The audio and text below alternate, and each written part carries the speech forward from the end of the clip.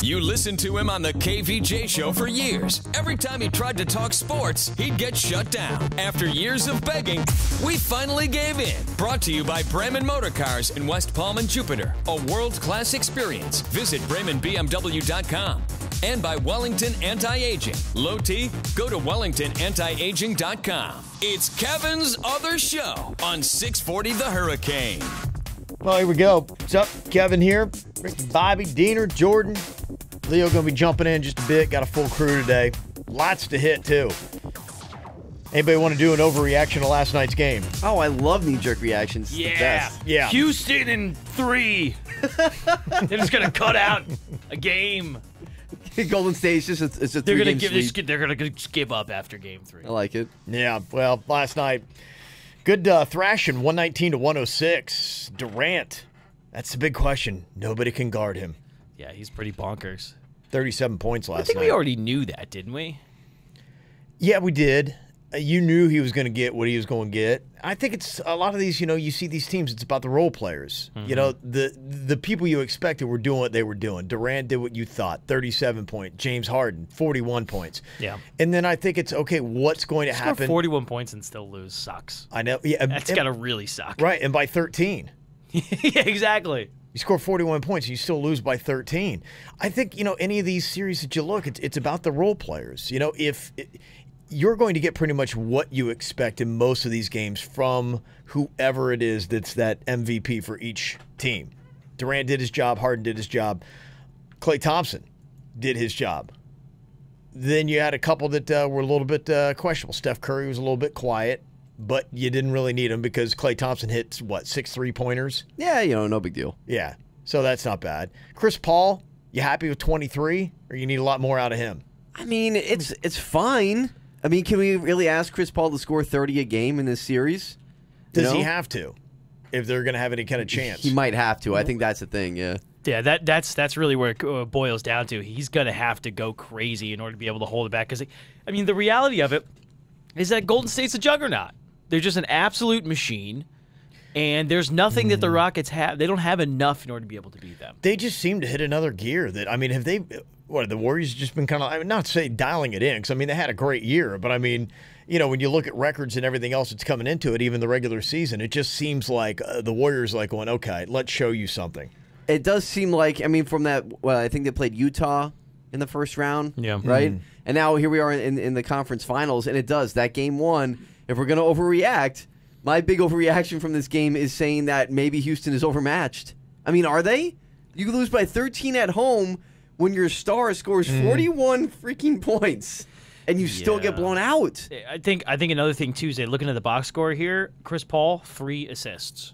Like, if you're going to be the point guard, you need to be the point guard. So, regardless, you can shave off 5 or 6 points, but you need to dole out at least 5 or 6 more assists. Like, that has to happen. Okay, but can Klay Thompson, can he be as hot in Game 2 as he was in Game 1? And the only thing that worries you, though, is even if he does fall off, there's no way Steph Curry's probably going to be that quiet the rest of the series, That's right? the other thing. And if you are a Houston Rocket fan, it's a tough day because not only did Harden score 41 and Paul had 23 and you still lose by 13, but Steph Curry didn't really do anything last night. I hit 8 assists. 8 assists is fine, but they still scored almost 120 points without Steph going off. No, I that's, get that, yeah. Man, It's scary. it is. Yeah. And it's not like Klay Thompson isn't, capable of having 3 or 4 games like that in a series. We see it all every year now. Also, He seems to Draymond have- Green, too. Yeah. Draymond Green yeah. only had 5 points. Right. But he doled out 9 assists. Mm-hmm. So I think the distribution of the ball is really where it's going to sit. Like, that's where they need to figure out how to be able to get that ball around. Because right now it's like they have the assists and they have the players that can be able to make the plays as well. So it's like Houston has to figure out something. They're undermanned. They're completely undermanned. Who do you think from the East has any chance of beating what you saw last night? None. I didn't think so. The 98 Chicago Bulls? Yeah. That's the best team in the East. Hey, the Knicks of the 90s might be able to do. It was a different game back No, then. you know what? The Knicks of the 90s couldn't beat the 95 Rockets, so they can't beat the... Listen, that was OJ's fault. the chase. You think you're going to see more from LeBron tonight? He had a real quiet game 1. What is it, 15 and 7, I think he did? Man, yeah, and the turnovers. Talk about huge game 2s, right? You got game 2 tonight with Cleveland. They need some type of comeback, even though it's in Boston. Boston can hold home court and they go back and forth. But then you have Houston's game 2 tomorrow night. They can't lose that one. No. I mean, these are kind of. Is it do or die for both teams, or is Cleveland still okay if they lose this one tonight? No, it's not do or die, and I wouldn't say they're okay, but I mean, you can go down 2, but still, it's like vague. Yeah, they don't have to win because LeBron can do magical things, and because both games are in Boston. There you go. Yeah.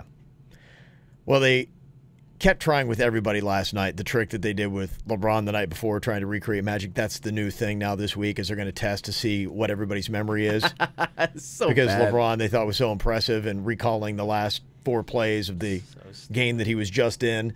So they tried it on Chris Paul last night, and not the same results. You and he had a little verbal spat in the second quarter at the inbounds play. What was that about? And you think that might have kind of lit a little fire in him after that? Who? KD. When? Second quarter on the sideline. You told him to play ball, and I don't remember. What? I don't remember. Who's KD? What? Where am I? Wait, who are you?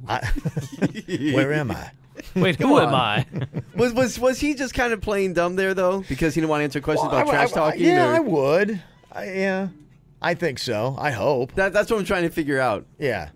But, I mean, they were doing that with – I saw that with, like, 2 or 3 other players. They were like, okay, try – I wouldn't take the bait. If I were – I'd be like, going, I don't know what you're talking about. I wouldn't be surprised if that guy worked for ESPN. You know how ESPN's always trying to just... No, he did. Oh, he did? Yeah, okay. I forget his name. I saw the clip. I know the guy's face. He works for ESPN. Yeah, that's why, because ESPN's always trying to find some way to make LeBron the best thing that's ever happened since sliced bread. That's so they're right. like, see, Chris Paul can't remember anything. LeBron is still that great. LeBron's press conferences are the best ever. Gosh. So He much even better. presses better, whatever that means.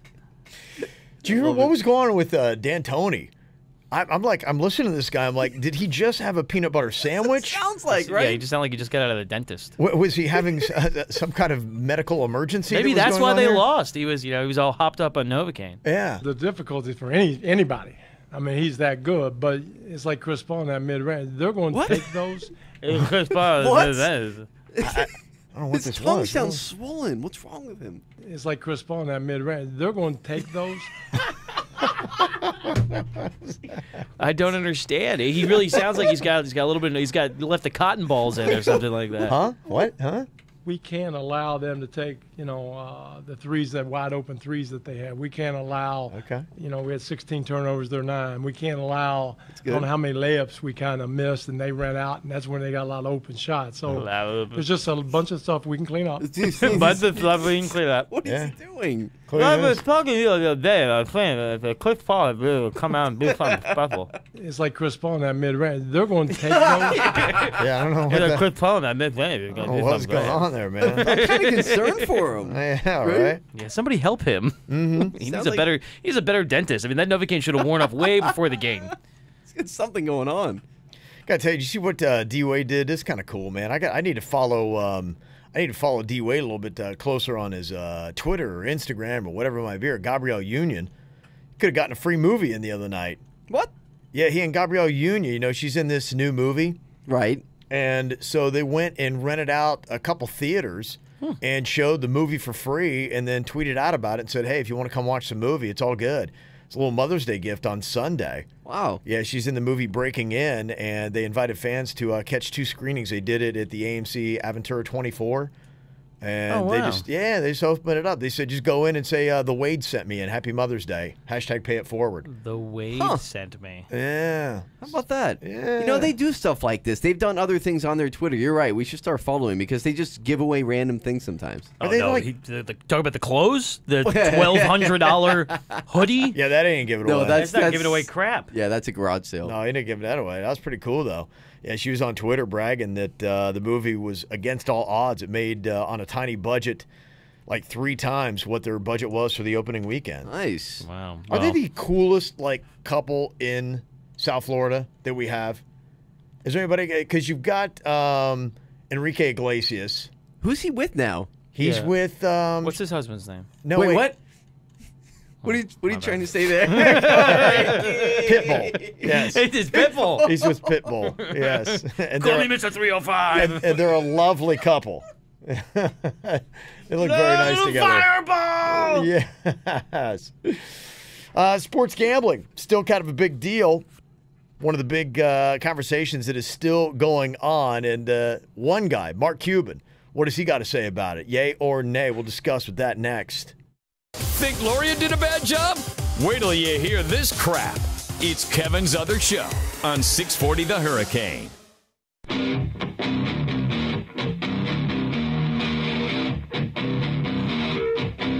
We'll get 24-hour plus after the big decision about sports gambling. You've heard pretty much everybody's opinion on it, yay or nay. It seems like a lot of people are into it, but there are some people who stand to make a ton of money that are really into it. I don't know why. I'm just kind of annoyed with Mark Cuban getting richer. I don't blame you. I mean, he does a pretty good job of being rich. Yeah, he does. And there's a reason for that. So. Yeah. Well, he was giving his thoughts yesterday on sports gambling in America and what it would mean, and does he like it or not? It could finally become fun to go to a baseball game again. All that downtime.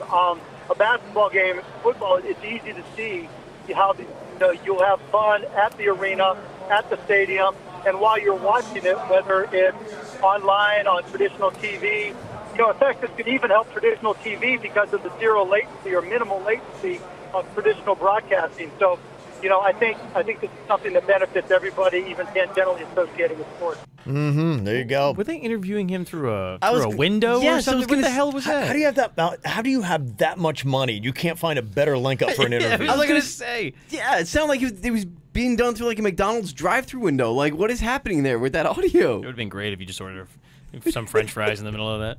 It sounded like somebody's phone, and then somebody was just recording the phone. It was very bizarre. Mm-hmm. He made a good point. He did. Yeah, we completely overlooked that. Yes. Just looked at the quality of the phone call. That's right. Do you think the Marlins get more than 8,000 people if you can start gambling at the ballpark? That's a very, very good point. And I think what he said in the beginning is that baseball becomes fun again. I think that's very, very true because a lot of times it's like people, they want to bet on the games. If you could be able to go out there and bet on the games while you're there eating a hot dog, you see a lot more people going to baseball games. But you know what what makes it fun amongst friends that you're not going to see at the ballpark is those like stupid little prop bets, especially because what would be so much fun at a Marlins game is betting on the attendance or betting on prop bets. Betting on a lot of prop bet stuff that's going to be negative and slamming the Marlins. But there's no way they would allow that. Like if you could let fans set what you want to bet on, how many runs is Urania going to give up today? Yes. Yeah, it's actually really interesting. I never thought about that, creating the bets. How do they create the bets? Like, who's in charge of that? Now, see, if you could go to a Marlins game and you had some kind of control, is just saying, okay, is Urania going to lose his 7th game in a row? Like, that would be a fun prop, but they're not going to have that because they're in control. Okay, it's going to be the boring staples of score and blah blah blah. And, it's gonna, and that would be the thing that's kind of interesting is, do you see different prop bets from stadium to stadium? Because some stadiums might be okay with you being a little bit more cynical than other stadiums, like Miami, where that's all you would want to do is just go and have one negative prop bet after another against the Finns, the Fish. Be like, okay, I don't believe that prop bets would be allowed when you're betting in the stadium, only because they're usually dopey things. Yeah. And they're really easy to manipulate. But they do that for the Super Bowl, and they set them up ahead of time. But it's not, I understand, but it's not run, like the money doesn't go to the stadium. The money doesn't go to the NFL. It's just a bet that's placed in Vegas. Mm-hmm. So here, if you have a way of betting on premises, that money is most likely going to the organization, correct, or to the stadium. And I think that's what Mark Cuban is talking about, right? As far as making more money, because how do they regulate that? How do you? Well, that's what I'm saying. But I don't think they're taking a ton of it, right? I mean, were they talking about like you would get a cut, like maybe a 1% cut of what happens, and then I think a lot of the money is going to go back to. Does it go back to the state? Because when you do the lottery, does that go to the state? When you do a Powerball, does that go to the state or does that go to a federal? Because that's multi-state.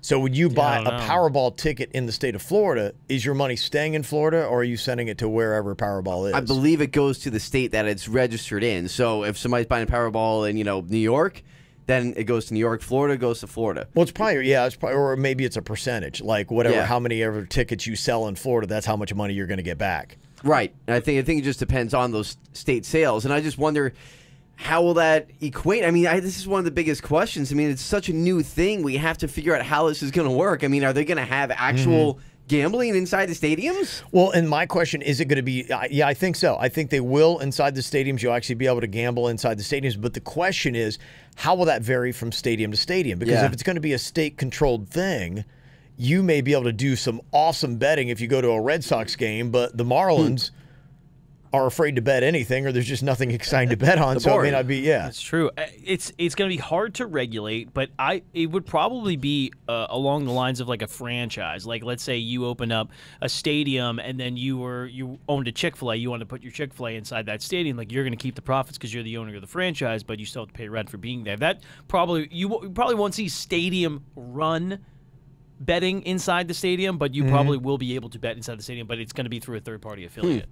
That would be the only way. That would be the only way it would make sense. That Major League Baseball oversees, they approve of every bet that happens. But they don't own it. Yeah. So the value still goes up because there's more money to be made from your franchise, but it's not the money's not going into your hands. So people don't think, well, it's very easy for them to manipulate a lot of these things, because that's exactly what's going to happen. That's what I was saying, the prop bets. Like, if you say, well, he's going to come out with a green hat, they're like, well, look at the line. I mean, everybody's betting on red hat, so wear the red hat, or everybody's betting on red hat, so wear the green hat, so that we win. That's where I wonder, how far down is it going to go? Because you could do your easy over under, win, lose, all that kind of stuff, which that could be 5 to 10 different bets per game, and that might be kind of boring after a while. I think what's fun sometimes is doing those ridiculous... Yeah, the prop bets. Exactly. Absolutely. The prop bets is what I like, but are they going to have any prop bets?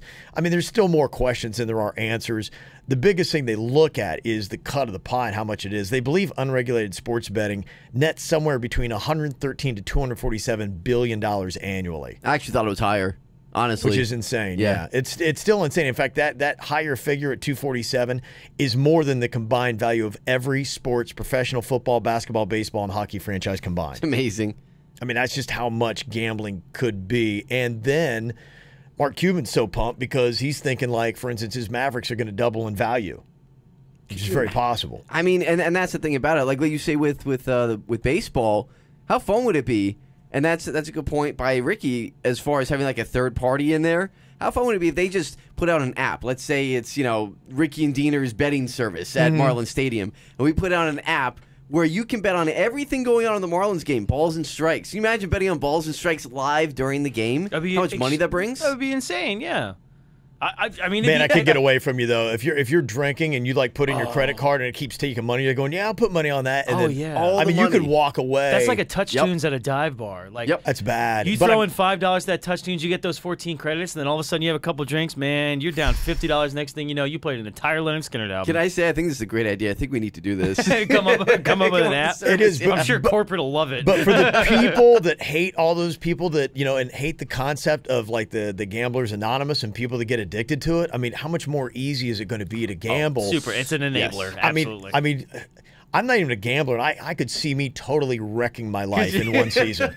I would go in there and I'd have a couple beers, and then I'm like, I get caught up in it, and the next thing I know, I'm like, going, that game cost me $1,500. Yeah. You never sit down with a buddy with a couple of singles and just go balls and strikes, ones, two. Yeah. Right. Imagine being able to do that where it gets crazy. Where your winnings could be like hundreds of dollars instead of that $1. They say part of it for baseball, they're excited because, the home viewing experience is getting so much better than it is going to a stadium. And think about it, you're not facing off. Yeah, it's cheaper. You're not facing off against traffic. You're right. You got the beers and whatever you want to eat, and it's right there. You've got a huge TV pause anyway. And pee. Yeah. Right, exactly. There's so many things that make it better. So that's what they're hoping is that, if you had the gambling, but I think the gambling is going to be available at home. So I don't know how this keeps pace. See, that's the thing. That's the thing that I don't know is like, will they relegate it to certain places? I mean, I've never been to Vegas, so I don't really know how the whole situation works. But I mean, I'm pretty sure to bet at the sports book, you got to go to the sports book, don't you? Mm-hmm. So I mean, probably the way it is here. I don't know if they're going to make it. How would they make that where you can bet on it? Because then nobody would go to the games. The only way I can think of so people can go out to the games is if you have some type of Wi-Fi connection where you can only use it within a certain amount of distance from the vendor who's located at the stadium. Oh, that's another one, man. If that Wi-Fi screws up, you're going to have a lot of angry Marlins fans on top of the angry Marlins fans already have, I guess. There's a lot of here, right? Luckily, there's not many. All 8 of them.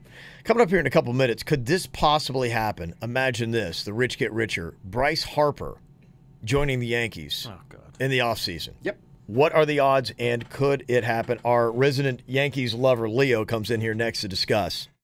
Can't wait to break down last night's game? Yeah, not. It's Kevin's Other Show on 640 The Hurricane.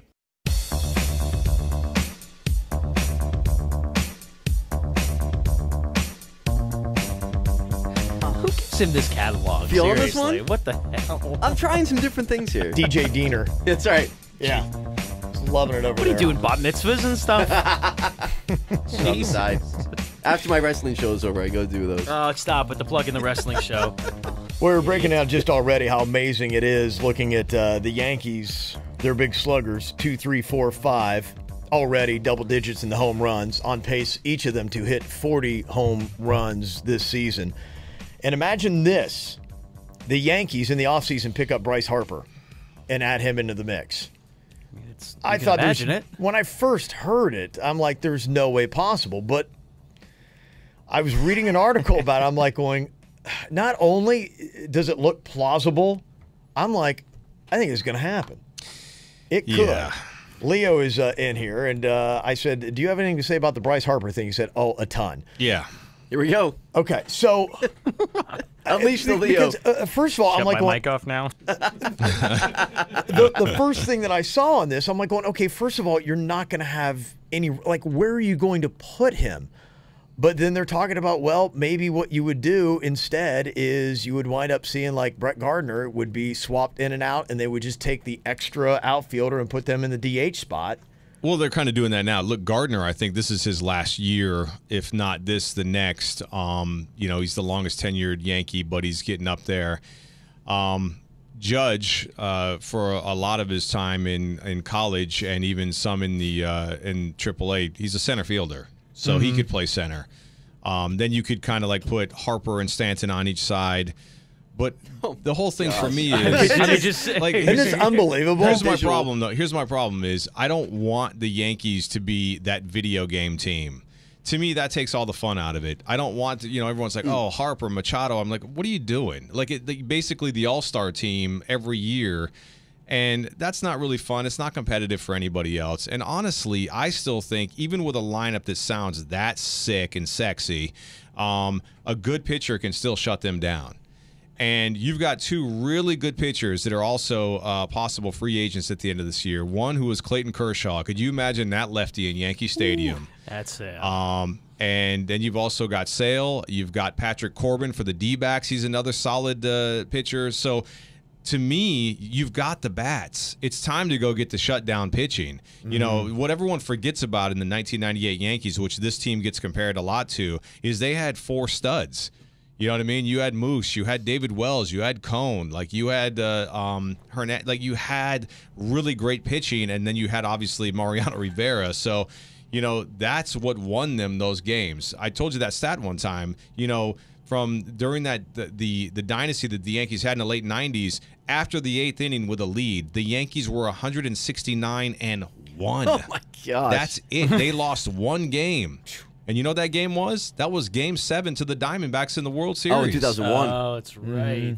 So, when you're set up like that, that's how you win championships. Having guys that smack the ball out of the yard 50 times, you got 4 of those guys on a team, okay. But pitching wins pennants.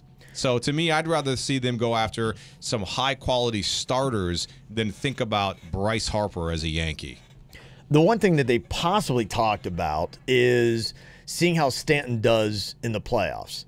And they were saying some scouts think that Stanton's got a lot of holes in his swing. He does. And you put him up against some of the right-handed power pitching of the Astros. That's right. And that happens, and they shut down Stanton. The deal is flexible enough that one of the theories might be is the Yankees look to move Stanton to the Dodgers, make room for, because they would rather have Harper's left-handed bat. He's at 13 home runs right now, leading the majors. So you ship Stanton out to L.A., where he's from, and then you bring Bryce Harper in. And by the way, what a lot of people don't consider when you're talking about Bryce Harper, he's a badass, outfielder. The guy can actually play defense. So, I mean, look, Stanton's big. He's kind of slow. He's not the greatest outfielder. Look, if they move Stanton, then I'm all for Bryce Harper. I just don't want the three. I don't want Judge, Harper, and Stanton in that outfield. I think it's too much. I'm surprised by that because as a Heat fan, watching the big three when we had the big three. Oh, hold on, making a comparison here, Ricky, okay? Give me a second. Can't wait to hear this one. Thank you. Watching the big three back in the day with, LeBron, Bosh, and Wade, it was a lot of fun. Yeah. And this would be a big three for the Yankees. I mean, I'm telling you, man. It was fun because you were winning, though. Exactly, and the Yankees would win, But what he's saying is that in that type of situation, the acquisition of him and having Stanton there might actually hinder the winning because of the way that Stanton plays. So, the most games that were ever won by a team in a single season was the Seattle Mariners. They won 116 games. I think it was either 99 or 2000. Mm-hmm. All right. It was the year after Griffey and A-Rod were gone. The year after those guys left is when that team became unbeatable. And I'm not saying that having great players and superstars on your team is a bad thing. I'm just saying, you also have to wonder how it would affect the locker room. Look, the Yankees right now, they're fun to watch because that team has when you watch that team on the field together, they have a general like for each other.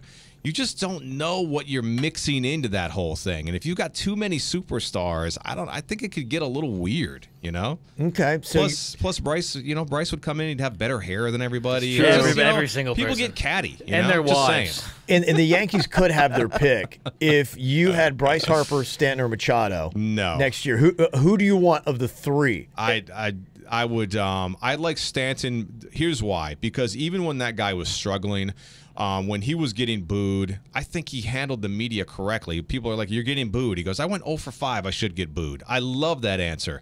Machado, to me, that dude, that's when I'm talking about locker room cancer. I don't like that guy's attitude. I really don't. And Didi's the shortstop. I don't care if Didi's in a little slump right now. Didi has already, put himself as a Yankee guy. He is the center. He is the shortstop that had to replace, by the way, Derek Jeter. Yeah, exactly. And he's this loved already. You cannot get rid of Didi ever. You got to let that guy be your shortstop. That's your dude. Okay. So the Yankees actually, I was thinking, okay, I'm just so used to them having the biggest payroll in all of baseball. They rank 7th. Right. Really? Wow. Right. Under 170 million, and they're doing what they're doing on that payroll. How'd they do that? Well, they got, look, they finally shedded A-Rod's contract. They were paying him all last year, $28 million. He never played a single inning. Yeah. They got rid of a couple other big guys. I think Headley took some money with him. Stanton, not Stanton, but the guy they traded to Miami. Castro. Castro, he took some money with him. And look, the whole thing is they needed to get under the luxury tax because right now they pay about another $55 million in penalties every year on top of that payroll because they're not under the luxury tax. So the point is why a lot of people think they're going to go after Bryce Harper this offseason is because this whole reset takes them back down to where they only pay a couple $1 million. They can use all that extra money they're not paying to go get someone like Bryce Harper. Right now, and when you look at how they did the Stanton deal too, which is pretty genius. Yeah. They really stuck it to Miami. Yeah. But Marlon's still paying for some of his contract. Oh, right? yeah.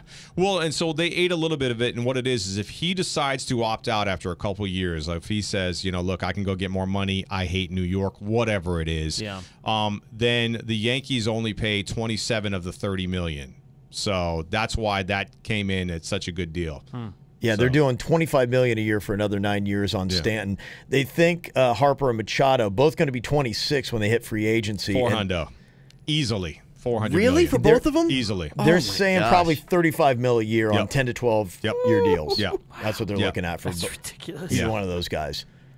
Yeah. Who gets them at that price? Yeah, exactly. I mean, is it the Dodgers that just because they're the Dodgers and they have money that they get one of those guys just because? Well, I mean, don't you think? To me, that's still one of the problems with Major League Baseball. Agreed. Is you really only – look, Kansas City settled back down. You don't see anything going on in Pittsburgh. We know, you feel like the Marlins are going to be probably hopeless for a very long time. And it's because when you get somebody big, then the Yankees are going to snap them right up with the Dodgers. But it's the Yankees, it's the Dodgers. Don't forget about the Red Sox. They're pretty high up there. Yeah. And the Cubs. The Cubs spend money too. So but the problem is those are the 4 major cities. So look, to your point, a team like Kansas City has no chance to sustain.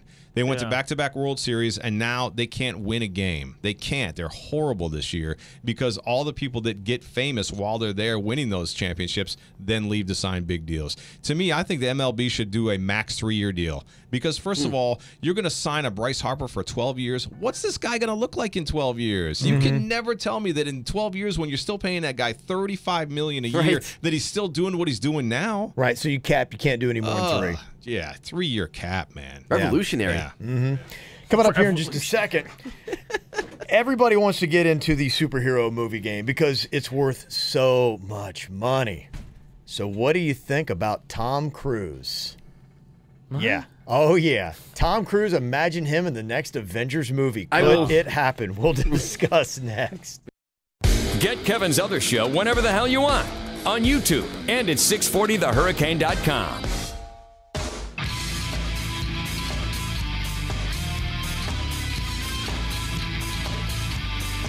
Everybody wants to be a superhero.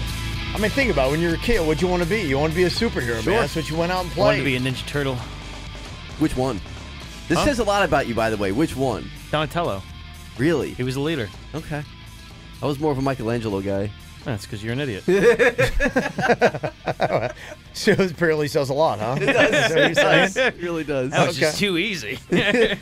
Well, now if you're an actor, the one thing that you want to be is you want to be a superhero because the movies make so much money. And could it be that we're going to soon see Tom Cruise? I mean, he's already ruined one franchise with a single movie. I don't know if this is going to work out. Oh, The Mummy? The Mummy. Literally, they had a whole franchise planned out. The Wolfman. The Rock was going to play the Wolfman. They had the Frankenstein. Really? One movie came out, tanked the entire thing. Really? Yeah, Mummy did so bad, they canceled the entire project. Wow. Right. How bad is that? So imagine if you put Tom Cruise in the DC universe. Oh, no. They were asking him if he would be interested in an interview, and he said there's always another mountain. He would love to jump into the franchise if they could find room for him.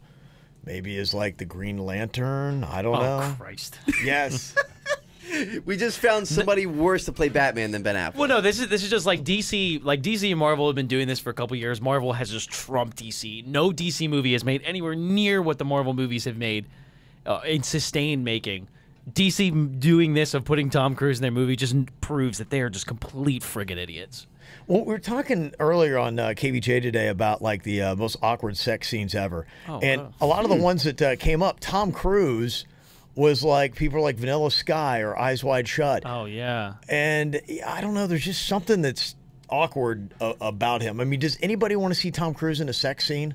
Well, he's like 3 inches tall, too. So, I mean, no. Yeah.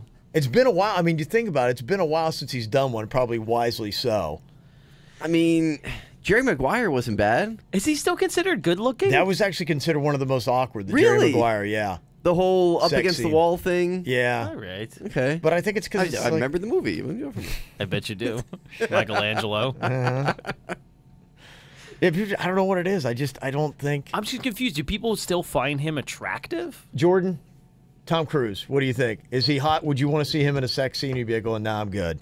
No, I don't think he's hot anymore. Really? No, and At then what time he went was he, crazy. though? Before he went crazy too. Remember Oh, when yeah, he the was jumping on the Scientology stuff. That's jumping on the couch, freaking out. That's just way too much. Yeah, way too much. There was a time where he could have done a sex scene. I think Tom Cruise is. I think Yeah, there's. Mission Impossible 1. No, I think he's very attractive in Top Gun. I Oh, think. that's right. Yeah, Top Gun. Forgot about Top Gun. But then he went crazy. So that's too much. I think he's past that age. Yeah.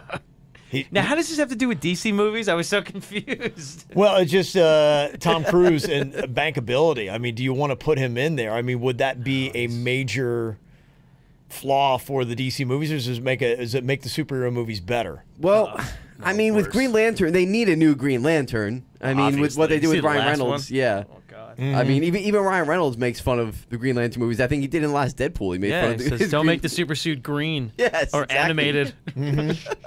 So, I mean, if they want to go that route, but man, that has disaster written all over I think it. he's at his point in career where he can only do Mission Impossible movies, Which he's doing again. and like biopic movies. I think that's the only thing he's going to be able to do anymore. And that's really he's kind of pigeonholed on. No, that. I don't want to dump on Tom Cruise, though. I've always enjoyed his work, and I think they are making another Top Gun. But is there anybody that can tell the difference between any of the Mission Impossible movies? No.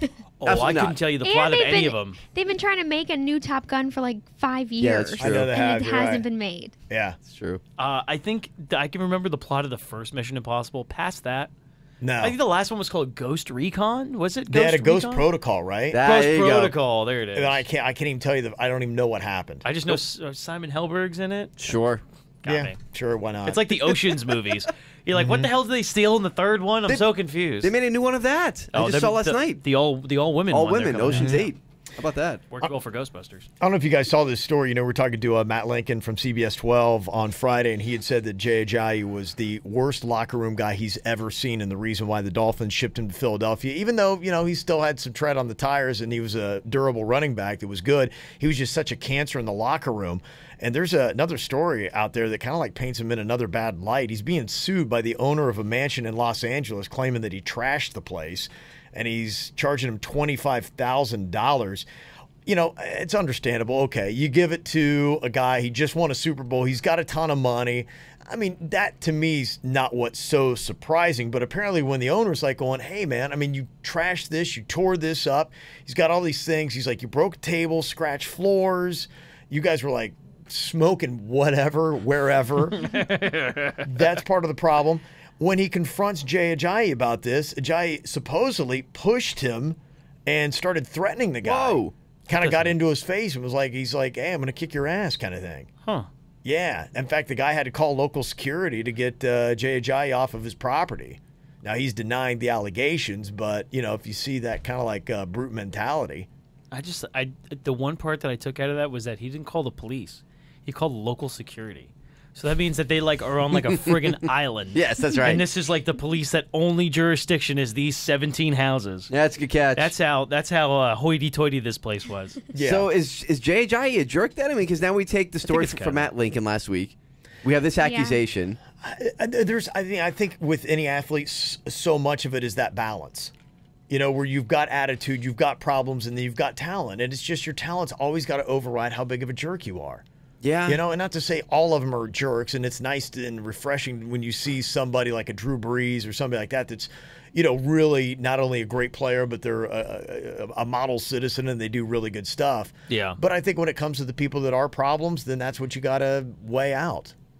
You know, how bad are they in the locker room? Yeah, I mean, we've seen it a lot in the past, obviously. I think Ajayi is a very talented dude. I mean, very talented. And for them to ship him off with the ability he has, I think it says a lot about how big of a jerk this guy might be. Yeah, he's a jerk, too. And also, he's not going to last much longer, too, because remember coming out of Boise State, he didn't really have knees. Oh, yeah, that's right. He didn't have knees. He had, like, no cartilage in his knees, in both knees. So, I mean, like, how long are you going to put I think that's part of the decision the Dolphins made, too, was like, you know, like, this guy's a pain in the ass. And he's only going to be here for 3 years. We're going to deal with this. I'm like, just get the hell out of here. We'll find someone else. Yeah. Well, I want to give a little bit of props to Wellington High School wide receiver Dane Stratton. He just broke the record for the most one-handed catches in 1 minute. What? Yeah. He did 45 one-handed catches in 60 seconds and broke Antonio Brown's record. Really? Wow. Yeah. Do it in a game. Do it in a game? Come on, man. What? Kids in high school and you're calling him out saying do it in a game? That'd be awesome, wouldn't it? Yeah. Yeah, well, yeah, it would. But I'm not calling him out. I'm just saying that'd be great. Like, if you could be able to have that type of ability to be able to do it in a game. How is he going to catch 45 passes in one game? Well, I mean, there's obviously some logistics errors with that, but... Here's what you have to do. In order to set the record, you've got to use official-sized NFL game balls. They got to be from 10 yards away. Yeah, have the right person balls. throwing the ball, yeah. Balls are very important. Very important. Right. Very important. And you have to control each catch with only one hand. So you can take it and kind of like bring it in and cradle it. Okay. That counts as a catch. And you've got just 60 seconds. So he did 45 in 60 seconds, and bam, he's got a world record. It took about a year or two. He did it last May, and it just came through with Guinness saying, yep, okay, it's legit. And you got to have like an official referee there making sure that it's all done right. Wow. Yeah. So he had to. They were reviewing that tape for a year. My goodness. Yeah, it gracious. just came back that he officially got the world record, and he might be appearing on Ellen. Oh, is that right? Of course. That's what you do. I mean, as soon as you catch 45 balls, you appear on Ellen. Yeah, he was saying what he was hoping they would do is somebody would throw a ball at Ellen's face and he would catch it with one hand and save her face. I'm like, it's a great idea. There's zero chance they're going to do that. Yeah, no, they're not going to do that. Well, what they should do then is put a football helmet on her. Yeah, they're not going to do that I still either. don't think they would do that. Yeah, it's not going to happen. You know what? Man up, Ellen. Do it. Haven't you ever seen the memes where she looks so young because she doesn't deal with guys? That's a good point. That makes a lot of sense. It's like, this is what it's like without a husband. Nice. All right, check out the show on YouTube. You can also download the podcast, Kevin's Other Show, and find us on Twitter. You listened to him on the KVJ show for years. Every time he tried to talk sports, he'd get shut down. After years of begging, we finally gave in. Brought to you by Wellington Anti-Aging. Low T? Go to wellingtonantiaging.com. And by Bremen Motor Cars in West Palm Beach. A world-class experience. Shop BremenPorsche.com now. It's Kevin's Other Show on 640 The Hurricane.